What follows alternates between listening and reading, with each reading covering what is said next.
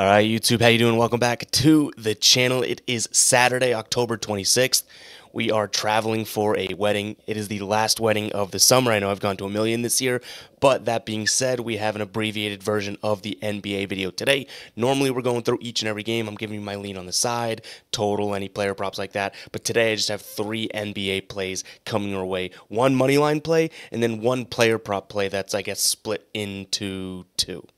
But first, let's go ahead and take a peek at how we did last night. Not all that bad. A 5-3 night. One of those losses being Andrew Nembhard for plus money at 0.25 units. And then Santi Aldama as well, plus 116. So our 2 losses were 2 plus money plays. One of the losses that we're kind of bummed about would be the Suns plus 3.5. They looked good in the first half, and then the Lakers just kind of dominated the second half here. But we cashed the Rockets money line. Knicks minus 2.5. Hawks minus 4.5. Shout out to the guy in the comments yesterday being like, you're an idiot for taking the Hawks 6 hours before the game happened. Well, they win. And then Jared Allen double-double and Scoot Henderson, maybe one of the easiest looks of the season. I don't think we'll get that line all that much. But a 5-3 night, we shall take it there. And our ride of the day also comes through. We don't have the soundboard to celebrate, but Money Man Frank now 2 wins in a row. He cashes Ja Morant over 22.5 points. I think Ja had, 24? So shout out to Money Man Frank. Make sure to get your ride of the days, hashtag ride of the days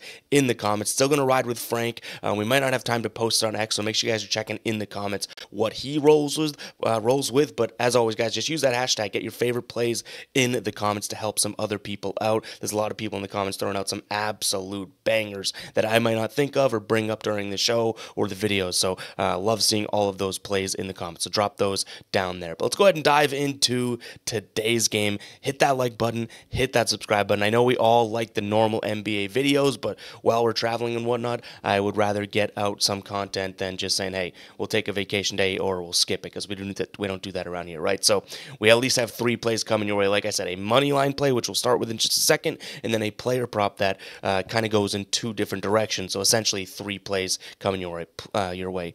Play number 1 here is going to be Kings on the money line. You're getting plus money here at plus 106 over on FanDuel. We're still kind of in the territory of rolling with half unit plays to start the year. So half unit is kind of like what I'm thinking as full unit, essentially, to start the year, because we want to be a little conservative. If you don't know what a unit is, it's essentially your standard bet size. A lot of people describe it as, a percentage of your bankroll. I think the dumb way, because I'm a dumb, the way to explain it is just what is your normal bet size. If you're a $10 better, a unit for you is $10. So a half unit play would be $5, that type of a thing. So to start the year, we're kind of going a little conservative as we get more and more data. But I like the Kings on the money line here today for plus money. So they're playing the Lakers, who are on the back-to-back. And I already talked about it. They had a great second half against that Suns team. I think they might have blown their load a little bit too early. Pause. I do think that this is a Lakers team that obviously has a lot of years under their belt with AD and LeBron, even D'Lo, I guess. So I don't think that they're built for back-to-backs. We've seen that in years past. I know it's early on in the year, so this isn't necessarily the practice that, is ideal, in the third or, first week of the year, because these guys are still fresh. Late in the year, this would be an absolute banger of a spot. But I still do think for the plus money, I can't mind it whatsoever. The Kings are looking for, obviously, their first win of the season here, so they should come into this one kind of fired up and ready to go. They lost a tight one against a good team in Minnesota. They still scored 115 on Minnesota, who has a fairly good defense. We've seen now the Lakers defense through 2 games. Okay, they looked pretty damn good in that night number 1 against Minnesota. They scored 110 on them. The Kings scored 115 on Minnesota. So all of a sudden we're drawing comparisons, right? And then they allowed 116 to Phoenix. So I don't think that this is the best of Lakers defense, and I like the Kings offense against them. One, I think they'll be able to win the half-court game and the transition game, which is going to be absolutely huge. Do I think that they have the better defense? I don't know if I'd go exactly that far. Per se, so I think it's going to be an offensive game. But one thing I do like is the addition of DeMar DeRozan, who has gone off against the Lakers.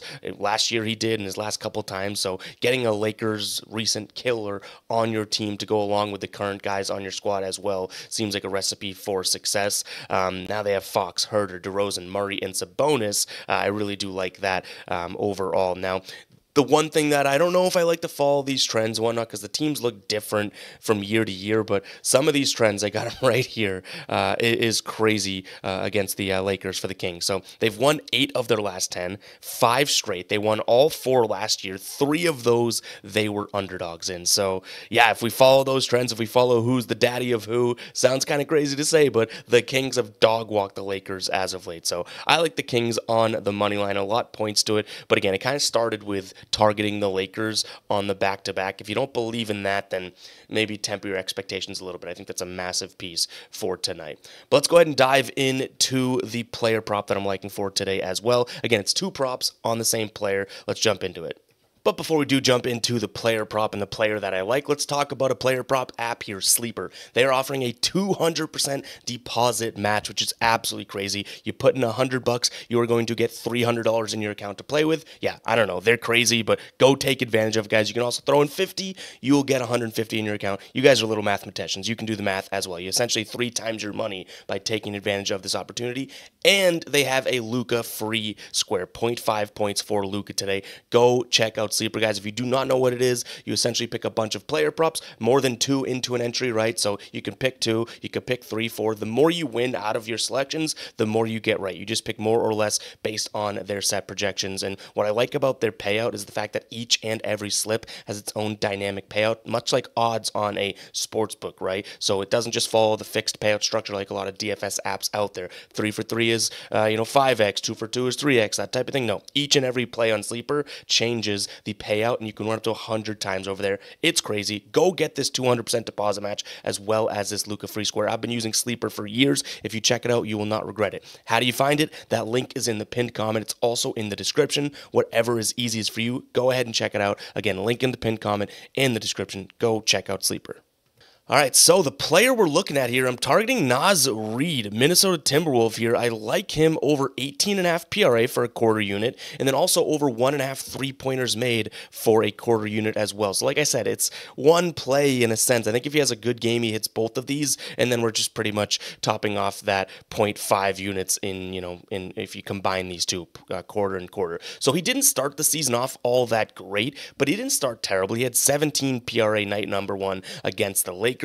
He went for 12, 4, and 1, but he followed it up against Sacramento in his second game with 19, 13, and 3. He hit this line with points alone. I like the matchup today against Toronto. He's going to get run at obviously the 5, as well as some minutes at the 4. Essentially just a versatile big there for Minnesota, but against the centers here, they're allowing, this is last season stats, they ranked 22nd, so what is that, the 8th most, 9th most points allowed to opposing centers, the 6th most rebounds allowed to opposing centers, and then the 10th most, or I think it's the 11th most assists allowed to opposing centers. Against power forwards, they look okay as well, especially with the rebounds allowing the 9th most, so I like his position here. Last time he went up against this Toronto team, he had 23.7 rebounds and 1 assist, so I like the idea of him being able to put up minutes and put buckets in the hoop, which is going to be the huge part of this, because again, the 2 times that I'm gloating about him hitting this, he actually hit it with points alone. Now, in terms of what he's done so far this year,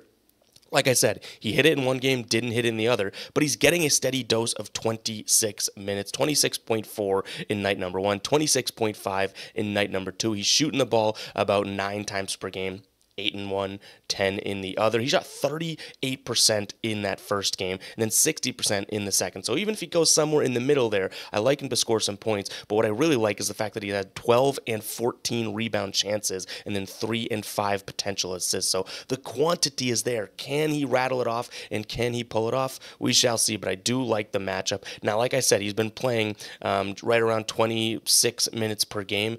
In games last year when he plays 25 to 30 minutes, so I'll put it there, right? 25 to 30 minutes, he hit this in all but 3 games, 18 of 21 games. At home, it was even better. All but 2 home games, 13 of 15, 87%. So I do like this spot here for Naz Reid to be able to go out in there and get his, I think he's going to have a really good offensive year without Karl Anthony Towns there. I think that he can play a little bit with Randall and even with Gobert as well. So I like this opportunity for him. Again, we're splitting a half unit over 18.5 PRA. That's minus 120 on FanDuel, and then paying a tad more juice for his over 1.5 threes. We didn't really talk about the threes yet.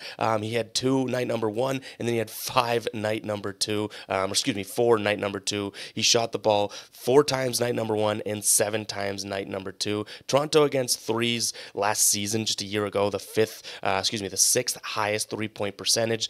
They allowed the 5th most threes to centers. They were actually decent. They were top 10 defensively against power forwards, kind of middle of the pack. But overall, this is a brand new team. I like his spot here, especially with Jakob Poeltl healthy and playing. I don't think he's going to follow Reed out to the perimeter, and we know that Reed will jack a 3. Now, if he's getting the Scotty Barnes treatment, I think that he'll cover him around the perimeter, right? So I think that this is going to be more so when he's getting minutes down at the 5. I like that spot for him overall, because even if Kelly Olynyk plays, I think that that's going to be a great matchup for Kelly Olynyk, right? I think Naz Reid still has the upper hand. So as long as we get the minutes, I think we're looking good. Again, he's not starting. It's Julius Randle and Gobert to start, but again, if he's getting 26 to 30 minutes, I think this could be a decent spot for Naz Reid. And guys, that is going to wrap it up for today's show. Hopefully you guys did enjoy. If you did, go ahead and comment 11. You made it 11 minutes, just about into the video. Appreciate everyone still rocking with these road videos. Obviously, we've traveled a lot this summer.